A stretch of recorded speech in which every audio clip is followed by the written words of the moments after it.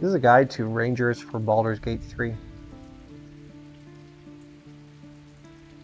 Rangers are a really fun role-playing class, and they excel, in my opinion, at ranged attacks. They have some good melee aspects, but they're pretty good. They're very good from a range standpoint. Um, they're a class that you're going to want your dexterity high in, and they also use wisdom as a spell casting. How they do use their spell casting. Rangers have access to some pretty good unique spells, but for the most part, you'll probably be using a lot of ranged attacks or melee attacks with them. The way I would set up my ranger is to have high dexterity. You don't really need high strength as long as you use weapons that are finesse, as finesse weapons use dexterity as their damage source and not strength.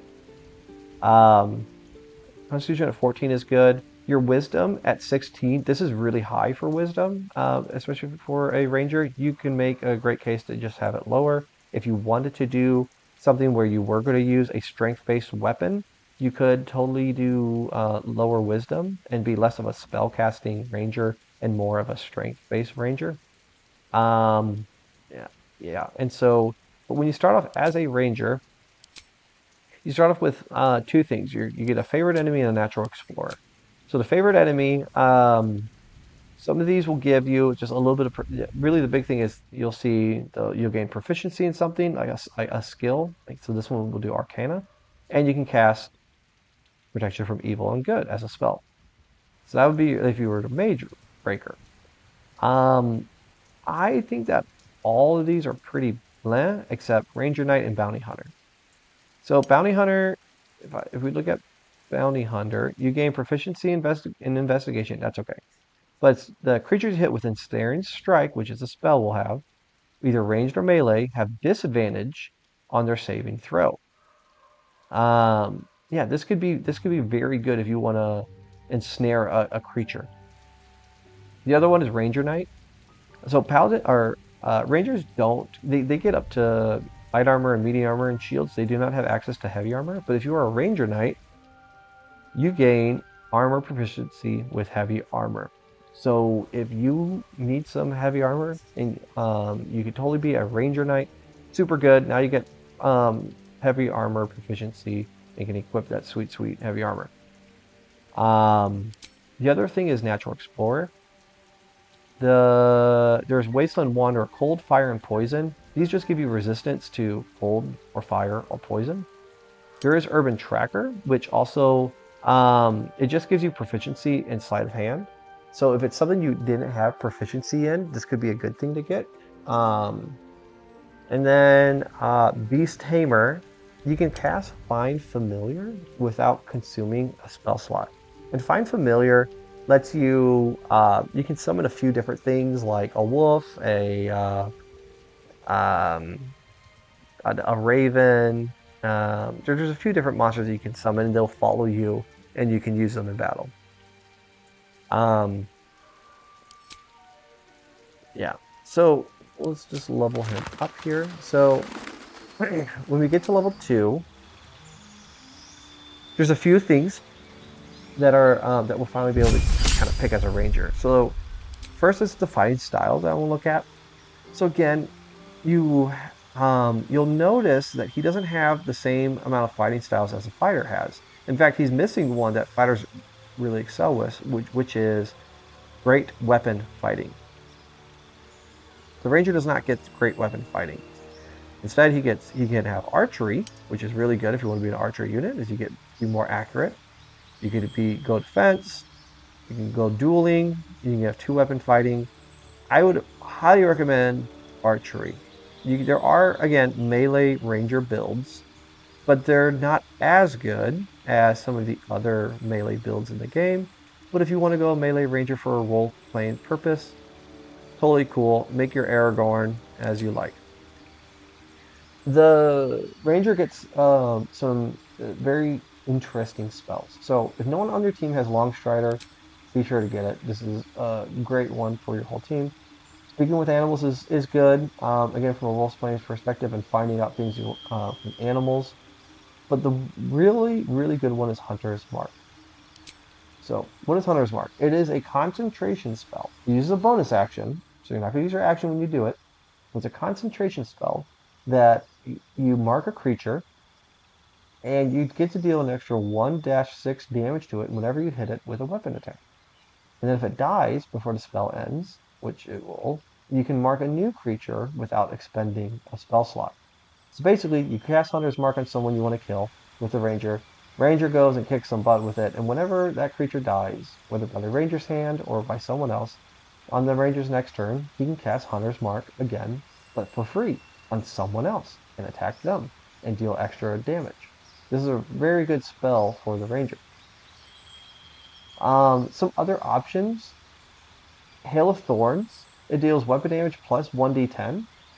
And it explodes. So yeah, it deals weapon damage to the target and then explodes and deals 1d10 to everybody around them.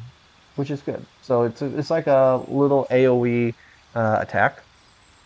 Another good one is Ensnaring Strike. We talked about that earlier with if you go that favored enemy type. You can make it where they have disadvantage at the ensnare aspect of this whenever you do this spell. So this is an attack. It's a conjuration spell, but it's an attack that you can ensnare your target. And when you ensnare them, they cannot move. They take 1-6 piercing damage a turn, and everybody that attacks them gets advantage. So it's really Ensnaring Strike can be very, very good. At level 3, you get to pick another spell. So pick whichever one you want. Whether in my case, maybe I'll just do Hail of Thorns. And now you get to pick a subclass. And these three are pretty different. Beastmaster. So we already have a thing where we could find a familiar, which is like a smaller animal. But Ranger's Companion lets you bring a beast that will level up with you. So you could bring in a bear, and as you level up, it becomes more powerful, more health, and can do additional abilities. Your raven gets more health, more abilities as you level up as well. So if you enjoyed bringing that little animal with you when you're doing Find Familiar, Beastmaster might be the one for you. I'm going to go over to Hunter real quick. Hunter gets to pick from this list of 3 different things. Colossus Slayer. Once per turn, your weapon attack deals an extra 1d8 damage if the target is below its hit point maximum. This is okay. It's obviously better the longer the fight goes on. Giant Killer is if a large or bigger creature attacks you, you can use your reaction to make a melee attack. This is similar to kind of like Riposte from Fire, but instead they just have to attack you here. They don't have to miss like Riposte has to for a fighter. But you have to be able to see the creature, and it has to be within 1/2 meters of you. Okay. And then Horde Breaker, you can attack 2 creatures standing close to each other, attacking them in quick succession. And when I click this, you can see you can do it for both range and for melee. So again, if you want to attack 2 enemies a turn, this is really good. Yeah, Horde Breaker could be extremely good. You just need the enemies close to each other. Gloomstalker, though, this is a very popular one because it adds in a ton of stuff. So first, you gain +3 bonus to initiative. So you already have high dexterity probably as a ranger. Now you're going to have an extra +3 bonus to initiative. So your dexterity was already giving you +3 to initiative because it's a dexterity check. Now you're going to get +6. It's huge. On top of that, your first turn of combat, you can deal your movement speed increases by 3 meters. And you can make an additional attack that deals an additional 1d8 damage. Okay, so this is a first turn killer because you're going to go first. You can set your guy up wherever you want. You also, on your first turn of the fights, you get an additional attack, and it even deals extra damage. This is huge.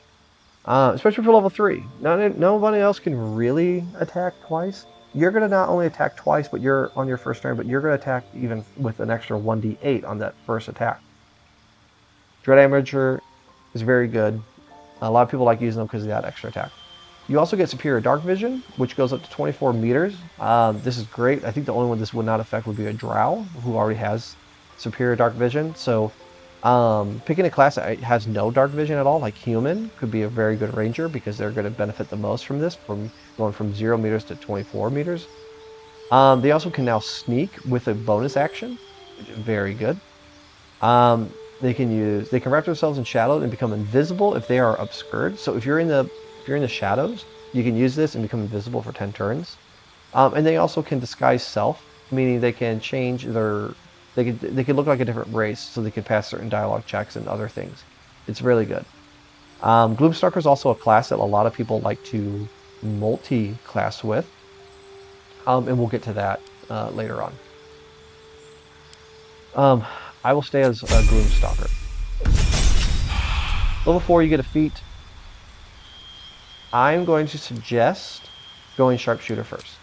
So you might not be the most accurate because you're at 16 dex and you really kind of want to be at 18. But there are ways that you can increase your advantage. So we just said that a Gloomstalker can use a bonus action to sneak. So if you're sneaking and no one can see you, your attack has advantage.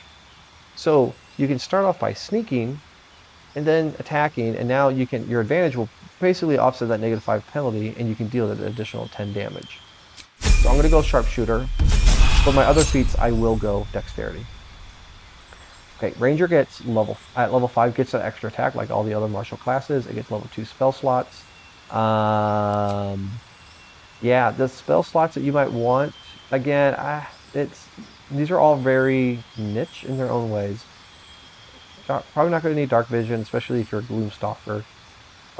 You could go Spike Growth, which is good. It's good for putting it in a choke point. You could do Silence if you want to stop some mages from doing stuff. Yeah, let's go Silence. Alright, level 6, you get to do another favorite enemy, Natural Explorer. So we already did Bounty Hunter, where we get that advantage, or they would have disadvantage on our Ensnaring Strike. I want that heavy armor, so I'll go Ranger Knight. And you know what? I want to be protected from fire damage, so I'll do Wasteland Wonder of Fire. Alright, level 7. So as a Gloomstalker, you gain proficiency in Wisdom Intelligence saving throws. This is pretty good. It's kind of just a bonus to your defense, you could think of it. Against spells, that is. Level 8, you become an expert at moving through wilderness. Difficult terrain no longer slows you down. We're going to increase our dexterity so that we're more accurate with our range attacks. Now at level 9, we get level 3 spell slots. So there's a few that are really interesting. There's Conjure Barrage. So you channel your weapons into a destructive widespread volley. Yeah, it's very good. Another one is Lightning Arrow. It's a spell. So you don't get attacked twice, but you can, if the arrow hits, smaller bolts snake out from the target toward nearby creatures. So it's another good AoE one. Daylight's also good against certain enemies that want to stay in the dark. So depending on how you want to go about it, yeah, you can just whatever. You get another favorite enemy, a Natural Explorer at this point. I don't know. I'm just gonna. These other ones are not that great. I'll just pick Keeper of the Veil. And I want to be resistant to cold damage, so I'll do this. For spells, sorry. One of the subclass aspects of Gloomstalker at level 11, if you miss with a weapon attack, you can make another weapon attack for free. Yeah, which is super good. So it's basically like you're gonna hit. It's really nice. And finally, level 12. All we're gonna do is increase our dexterity. So, yeah. So Rangers, again, you can use this Find Familiar if you grabbed it as a Beast Tamer, and you can conjure different animals. Now, if you are a Beast Hunter or Beast Master, I think it is, this Raven that I summoned will be significantly better. This guy only has 1 health. The other one you'll get will have a lot more health and a lot more abilities. It can do a lot more things. So do not Yeah, so the Beast Master is really good with summoning animals. Um, yeah. Now, this is a great class to multi-class with Rogue. And after, in the next video, I will go over Rogue and I'll show you why Rogue is a great class to multi-class with Ranger. Um, yeah, but yeah, the Ranger, really good at range, especially the Gloomstalker. It's a really good round one, I'm going to kick your butt kind of guy. If you want to look at some of the other subclass features from the other ones, feel free to check them out.